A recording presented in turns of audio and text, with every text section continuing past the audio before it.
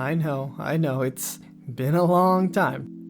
But as you can see, it was worth the wait. I was finally able to upgrade all of my assets to the high definition render pipeline. For those that can recall the last devlog, I was honestly kind of bummed out that I was stuck with the game looking mediocre. I mistakenly struck down the idea of HDRP and never really tried to explore it again. Shortly after I posted the last devlog, I started working on how to implement one of the endings of the game. I added a few more game objects and wrote code for some wooden footstep sounds and such, but every time I loaded the game, I just felt like it could look better. There was this cloud in my head that I never really cleared up. So I decided to pursue the high definition render pipeline for good. I told myself that no matter how long it would take, I wanted the game to actually look good. And I gotta say, man, was it worth it. I know it took some time, but looking back at my old videos and seeing how far the quality has come is very gratifying. I know this is a bit of a shorter video, but I just wanted to update you guys on how the game is going. So, with that being said, let's get into the updates. One of the best compliments to having HDRP is that I was able to add volume and post-processing.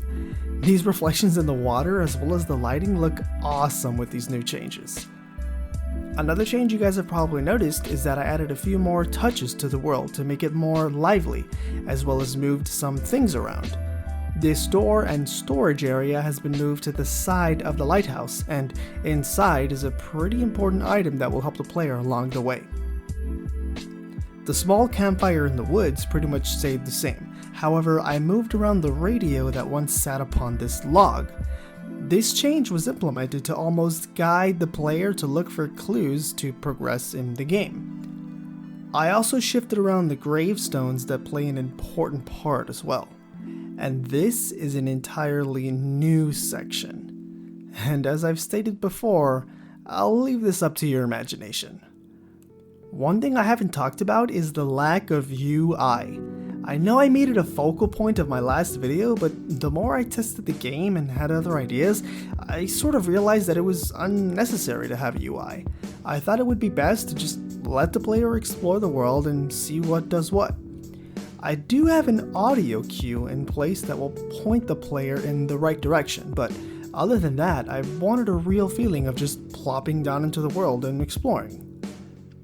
A lot of these changes are still open to improvements, but of course, the more things I want to work on, the longer it's going to take. So, I have officially decided on a stopping point.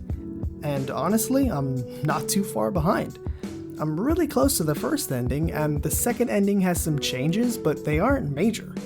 It isn't until the third ending that the game will be finished, but all are relatively close in nature. Before I end off the video, I wanted to show a few more additions that I've worked on.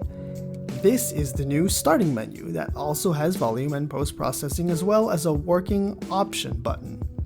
In the starting menu you can control the sound, and I also added the working menu in the game. These sliders do work, and the code for them was actually pretty simple too. With that being said, thank you all so much for watching. I really appreciate all of your feedback and support, and I especially want to show my gratitude for your patience.